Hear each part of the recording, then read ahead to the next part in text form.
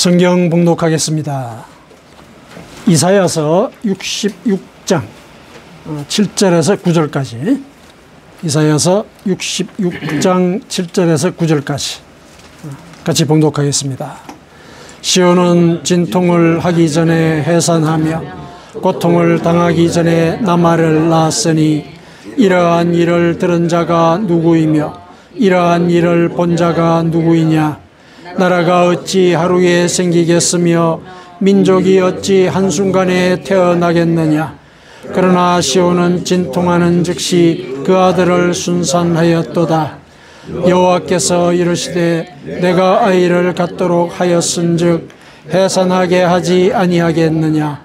내 하나님이 이르시되 나는 해산하게 하는 이인즉 어찌 태를 닫겠느냐 하시니라. 아멘. 우리가 지난주 금요일로 이제 이사야서 읽기를 이제 종결을 했습니다. 그래서 이사야서를 장장 40일간 우리가 같이 묵상을 하면서 그 속에서 우리를 향한 하나님의 뜻을 우리가 모색하고, 또 하나님께서 우리가 그 뜻을 이루기 위해서 애를 쓰고자 할 때 어떤 은혜를 준비하고 계신지, 그것을 이사야 입을 통해서 선언하는 것까지 우리가 확인을 했습니다. 오늘 본문은 그 이사야서의 마지막 장이죠. 마지막 장이고, 우리가 같이 본문을 읽으면서 짐작을 했듯이 하나님의 그 구원의 약속이 어떤 방식으로 이루어질 것인가, 그것을 직접 이렇게 선포하는 그런 내용을 다루고 있습니다. 실은 우리가 40장까지 읽어오면서 이사야 선지자를 통해서 그 터져 나오는 그 준열한 심판의 예고, 사실 그것이 먼 옛날에 저 먼 나라에 있는 그 이스라엘 민족에게만 선포되는 그런 말씀이 아니고, 오늘날 우리에게도 향한 그런 말씀이라고 생각을 할 때 실은 우리의 삶을 다시 돌아보지 않을 수가 없는 그런 시간을 우리가 가졌습니다. 또 가져야 했고요.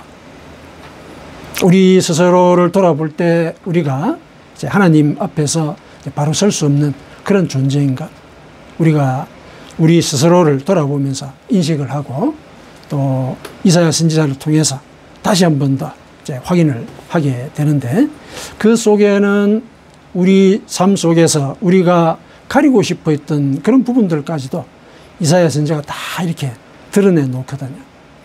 개인마다 이제 그것이 뭔지는 다 달리 얘기를 할 수가 있긴 한데, 하나님께서 이사야를 통해서 하신 말씀 중에 이런 말씀이 있습니다. 내가 너희들을 잘 안다. 근데 어디까지 아느냐면은 너희가 나를 배신할 것도 알고 있다. 이런 말씀을 하시죠. 너희를 내가 배신할 것이다. 그것도 알고 있다. 근데 배신할 걸 알고 계시면서도 우리를 버리지 않으시는 거죠. 우리를 선택하신 것을 철회하지 아니하시는 거죠. 그 뜻이 뭐냐? 내가 선택을 했고 내가 내 이름을 걸고 너희를 구원하겠다고 얘기했기 때문에 나는 내 이름을 이루기 위해서라도 너를 끝까지 구원하겠다. 이런 말씀이 그 밑에 깔려 있는 것이죠.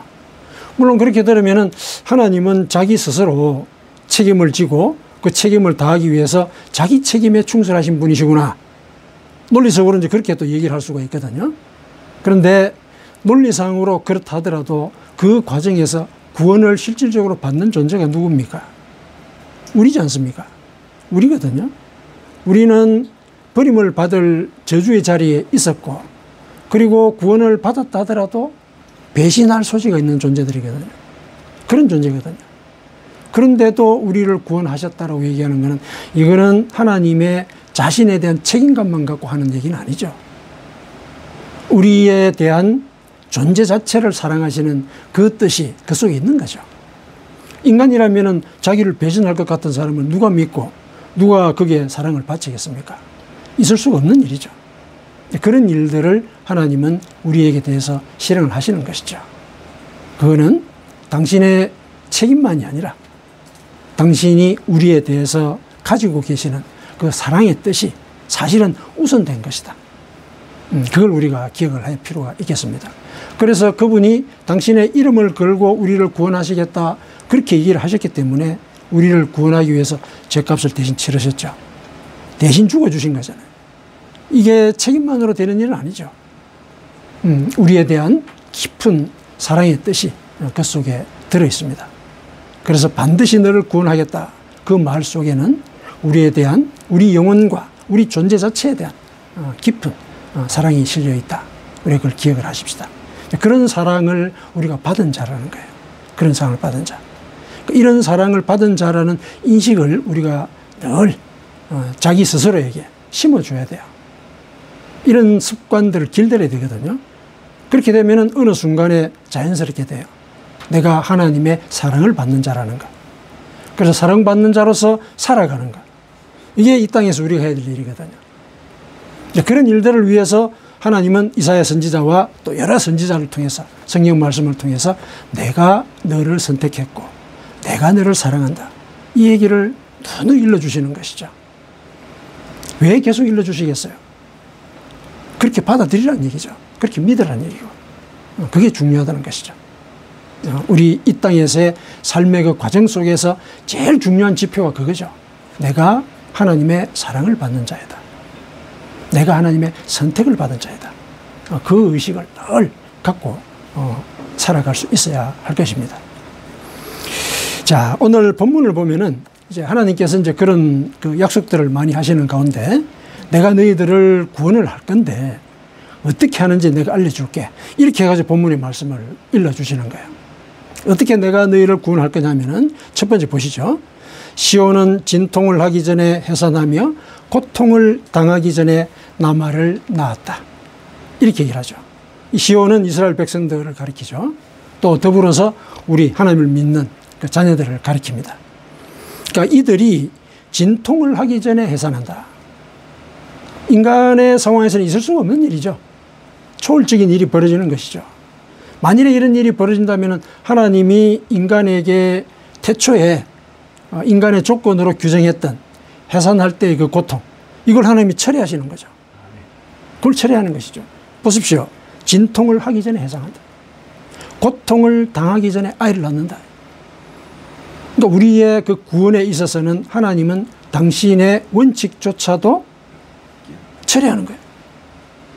이런 마음을 갖고 우리를 대한다는 얘기죠. 이런 마음을 가지고. 그런데 우리가 실제로 볼 때 과연 진통 없이 아이를 낳을 수가 있느냐? 그 생각해보면 또 그러진 않거든요. 진통을 겪잖아요. 그러면 이건 무슨 의미일까? 어떤 식으로 우리를 구원해주고자 하시기에 이런 비유를 써서 말씀을 하실까? 이런 생각을 해보면은 이거는 그 해산의 그 고통을 순식간에 잊어버릴 만큼 큰 은혜를 베푸신다는 거죠. 예수님도 그러셨죠. 여인이 해산하려고 하면은 염려하고 걱정하고 고통스러워하지만은 아이를 낳으면은 그 고통을 다 잊어버린다 그랬죠. 순식간에 다 잊어버린다. 그렇게 내가 너희들을 구원할 것이다. 이런 뜻이죠. 뭡니까? 우리 삶 속에 고통이 많고 어려운 일들이 많고 이런 과정들이 있지만은 그것을 능가하고 그것을 순식간에 잊어버릴 만한 큰 은혜를 내가 준비하고 있다. 그 얘기를 하고 계신 거예요. 그러니까 뭡니까? 우리는 현실을 바라보지 말라는 얘기죠. 현실을 바라보지 말아라. 그 현실보다도 더 큰 은혜를 내가 준비하고 있다. 그 은혜를 사모해라. 그랬을 때 순식간에 그 고통을 잊어버릴 만한 그런 은혜가 네게 임할 것이다. 이 얘기를 하신 겁니다. 이렇게 우리를 구원할 것이다. 이런 약속을 하신 것이죠. 그 다음에 두 번째 보십시다. 어떻게 또 구원하시냐면은 8절에 이러한 일을 들은 자가 누구이며 이러한 일을 본 자가 누구냐. 앞서 말한 그 얘기, 인간 세상에서 있을 수 없는 일이라는 얘기죠. 아무도 이렇게 진통을 겪지 않고 아이를 낳은 적이 없다. 누가 이런 걸 들어봤느냐. 그러면은 이제 앞에 나온 이 첫 번째 이 말씀을 다시 한번 확인하는 이제 그런 내용인데, 이어서 뭐라 그러시냐면은 나라가 어찌 하루에 생기겠으며 민족이 어찌 한순간에 태어나겠느냐. 그러나 시온은 진통하는 즉시 그 아들을 순산하였도다. 표면적인 이 내용을 따지면은 앞서 하신 얘기하고 별반 다른 건 없죠. 다른 건 없습니다. 근데 여기 새로 들어온 말은 뭐냐면은 나라가 어찌 하루에 생기겠으며 민족이 어찌 한순간에 태어나겠느냐. 이 말에 주목을 하십시다. 이 말을 새로 넣었잖아요. 새로 넣었거든요. 그러니까 민족이나 나라가 하루아침에 생길 수가 없는데 내가 그렇게 하겠다 이 얘기잖아요. 그 얘기죠. 그럼 뭡니까? 어떨 때 이런 일이 가능합니까? 어떨 때? 어렵고 긴 기간들이 분명히 앞에 놓여 있는데 그게 순식간에 이루어진다라고 얘기할 수 있는 그때가 어느 때냐? 그 긴 기간 동안 하나님이 동행하실 때죠. 동행하실 때. 어려운 그 시점마다 그분이 지혜를 주시고 그 지혜를 우리가 따라했을 때 문제가 해결이 된단 말이죠. 문제가 해결되는 그 순간이 모든 것들이 순식간에 해결되는 그런 일이 벌어지는 그런 계기지 않습니까? 그 얘기를 하고 계신 것이죠. 내가 너의 모든 삶의 과정 속에 동행할 것이다. 그 동행하는 그 과정이 너의 고통을 순식간에 잊게 만들 것이다. 그 약속을 하신 것이죠. 실제로 이스라엘 역사 속에서도 그런 일이 있은 거죠. 이사야가 이런 예언을 했는데 예언을 할 때 그 나라가 결국 70년 동안 그 바벨론의 그 포로 상태가 되잖아요. 왕을 위시해서 온 백성들이 노예로 다 끌려가죠. 70년 동안 거기서 바벨론에서 고통을 당하지 않습니까? 근데 70년이 지난 뒤에 돌아오게 되죠. 돌아와서 성을 쌓거든요. 성을 쌓고 성전을 건축합니다. 그게 며칠 걸렸느냐면 52일 걸렸어요. 52일 만에 성전이 건축되고 성벽이 재건되었습니다. 나라의 기틀이 만들어지고 민족의 정신, 그게 바로 성전이 그 민족의 정신을 대변하지 않습니까? 민족의 정신을 배양할 그 터전이 마련이 된 거죠. 70년에 비하면 52일은 순식간이죠. 그러니까 그 70년의 그 기간 동안 실은 하나님께서 이들을 실은 믿음을 키우신 거예요. 하나님이 동행하시면서 그래 네 문제 이렇게 해결해 줄게. 그래서 해결해 주고 물론 그런 과정들을 거치지만은 그 과정 속에서 우리 속에는 뭐가 생기느냐면은 하나님에 대한 믿음이 더 커지겠죠. 그분과 동행하니까 문제가 해결이 되고 또 믿음이 더 커진다. 이거 우리가 확인하는 거잖아요. 하나님께서 동행하시는 그 이유가 그거예요. 우리의 믿음의 역량을 키워주고자 하신 것. 그게 동행하시는 목적이거든요. 그래서 믿음이 우리가 굳건해졌을 때는 사실 현실의 고통, 우리 그 너머를 바라볼 수가 있습니다. 다만 우리가 육신을 입은 존재이기 때문에 가끔씩 우리가 유혹을 받고 또 흔들리기도 하죠. 그게 인간의 조건이니까. 그러긴 하지만은 궁극적으로 하나님은 이 많은 기간 동안에 어려움이 있다 하더라도 내가 너를 동행하면서 믿음을 키우도록 해주겠다. 믿음이 내가 원하는 만큼 섰을 때는 너의 모든 것들이 내 뜻대로 이루어질 것이다. 그것도 약속하지 않았습니까? 그것도 약속하셨거든요. 그러니까 두 번째 그 은혜를 베푸시는 그 방식은 내가 너와 동행하겠다. 동행하는 가운데 내가 너의 믿음을 키워주겠다. 이 얘기죠. 그래서 믿음이 굳건해졌을 때 우리는 구원을 눈으로 확인할 수 있게 되는 것입니다. 그러면 어떻게 해야 되겠습니까? 늘 그분의 임재를 우리가 요청해야 되죠. 그리고 그분의 말씀을 늘 묵상하고 말씀이 내 속에 들어와서 그 뜻을 깨달아가지고 내가 실천을 할 때 그분은 말씀이니까 내 속에 임재하는 것이 되거든요. 그 과정에서 우리는 믿음이 커지는 거죠. 신앙이 깊어지는 것이죠. 그래서 너희가 하나님의 나라와 그분의 의로움을 먼저 구하면 이 모든 것을 너희에게 더할 것이다. 이 약속이 이루어지는 것이죠. 이 모든 것. 통칭해서 구원이죠. 이 모든 것을 너희에게 더할 것이다. 구원을 줄 것이다. 그렇게 우리와 동행을 하면서 우리를 구원하실 것이다. 세 번째, 이 구원의 방식을 사실은 강조하고 있는 거예요. 강조하고 있는. 다 해산의 과정과 관련되어 있지 않습니까? 구원할 것은 분명히 정해놓은 일이란 얘기예요. 정해놓은 일인데 그 각각에서 구원의 방식들을 조금씩 다르게 얘기하고 있는데 이건 뭐냐면은 사실은 내가 이렇게 철저하게 준비했다. 그걸 일러주시는 거예요. 그걸 일러주시는 거예요. 구원의 과정 속에서. 그래서 나는 너를 반드시 구원할 것이다. 이 얘기를 자꾸 하고 있는 거예요. 세 번째 방식을 보십시다. 9절에 보시죠. 여호와께서 이르시되 내가 아이를 갖도록 하였은즉 해산하게 하지 아니하겠느냐. 내 하나님이 이르시되 나는 해산하게 하는 이인즉 어찌 태를 닫겠느냐 하시니라. 무슨 말씀입니까? 확인하시는 거죠. 내가 아이를 갖게 하지 않았느냐. 내가 생명의 하나님이지 않느냐. 나는 생명의 하나님이라는 이름을 갖고 있다. 이 얘기죠. 나는 생명의 하나님이다. 그러니 이 이름대로 나는 일을 이룰 것이다. 그 얘기를 하시는 것이죠. 내가 해산하게 하는 사람, 내가 해산하게 하는 그런 존재인즉 어찌 내가 태를 닫겠느냐. 내가 반드시 이룰 것이다. 그걸 다시 확인하는 거죠. 그러니까 하나님께서 이스라엘 백성을 구원하는 그 방식을 이 세 가지로 일러주신 거예요. 이 세 가지로. 이 세 가지 이 방식. 이걸 우리가 기억할 필요가 있겠죠. 이렇게 하나님은 철저하게 우리를 구원하기 위해서 방식을 준비하시고 그 준비하신 방식들을 실현하기 위해서 하나님은 우리가 알지 못하는 그곳에서 그 시간에서 준비를 하고 계시는 것이죠. 그래서 그분이 반드시 구원하겠다라는 이런 선포를 하신 그런 상황이라면 우리는 그 약속을 믿는 믿음을 키우는데 초점을 맞춰야 되겠죠. 그분은 나를 구원하실 분이시다. 그분의 이름이 구원의 하나님이다. 그렇다면 그 이름을 위해서 그분은 일하시니까 우리에게 구원이 반드시 이루어질 것이다. 이런 믿음을 가져야 되는 것이죠. 하나님께서는 이렇게 우리에게 구원의 약속을 우리에게 보여주셨습니다. 이렇게 선포를 하시고 또 우리를 이제 기대하시는 것이죠. 사실은 이렇게 선포하신 이유는 이 선포의 약속을 믿고 이 말씀을 믿고 거기에 따라서 살기를 하나님께서 원하시는 것이죠.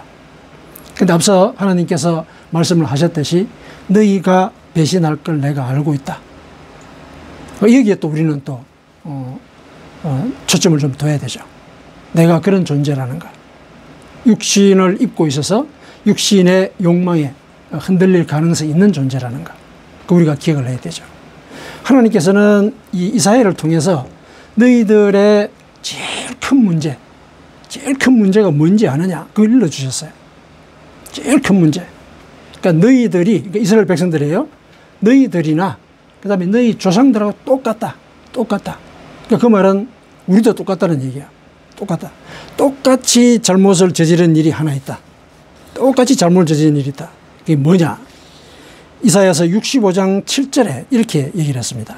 이사야 65장 7절에 너희의 죄악과 너희 조상들의 죄악은 한 가지다. 우리도 거기에 속하는 거예요. 우리도 이 죄를 범한다는 얘기죠. 이게 제일 핵심적인 죄란 얘기예요. 죄 중에서.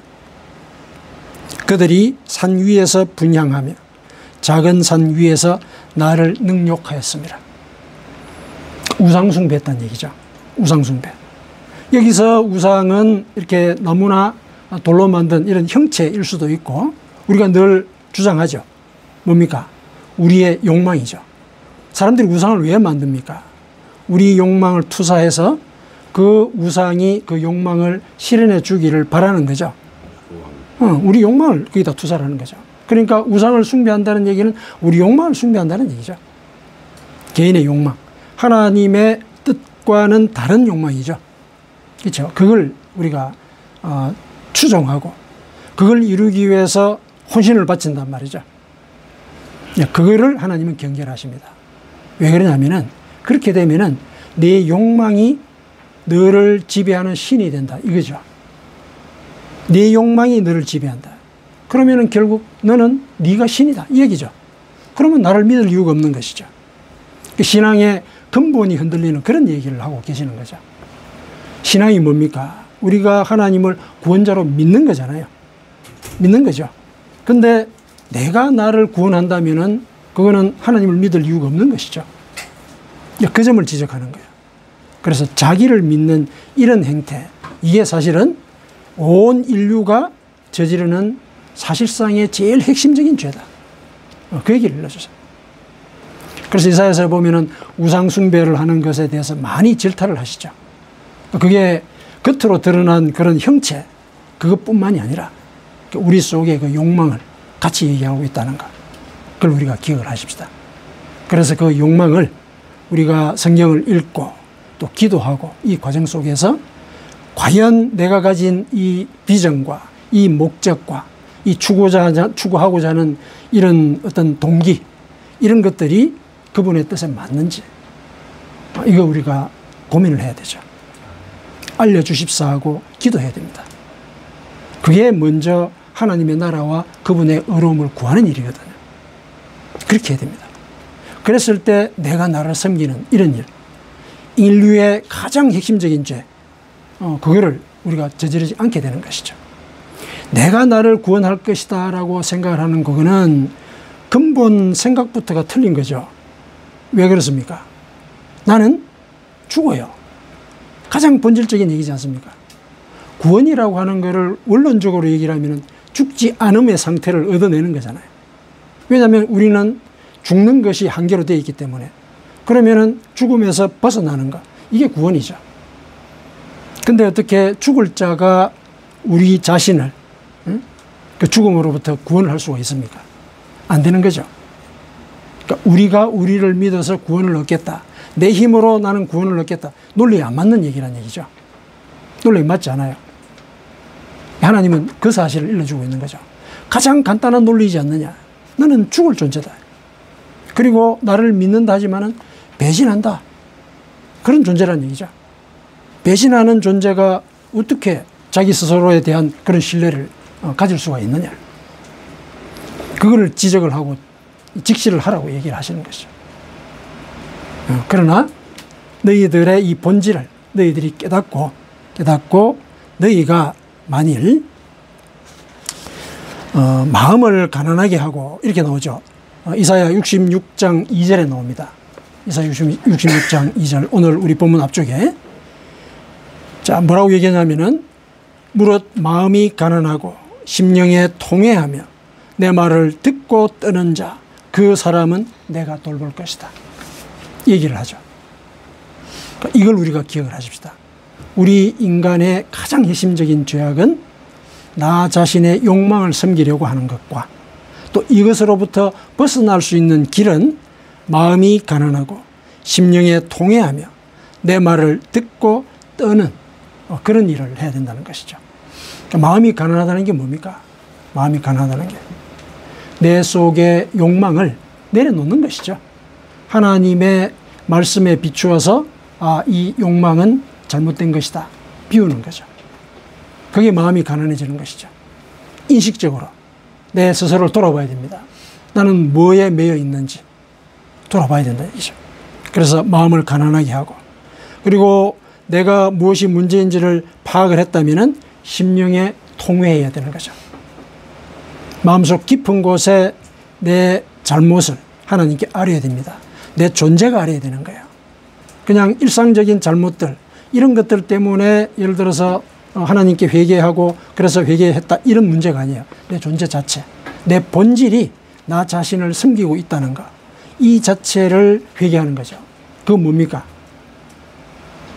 그 욕망을 내려놓고 하나님의 뜻에 따르겠다는 결단이죠. 그게 회개예요. 그게 회개. 옛날에 그랬는데 지금은 하지 않는다, 이게 회개라는 얘기죠. 그게 회개예요, 본질적으로. 그게 통회하는 거예요. 그랬을 때 우리 속에 하나님이 임재하시고 동행하시면서 우리 믿음을 키워주시거든요.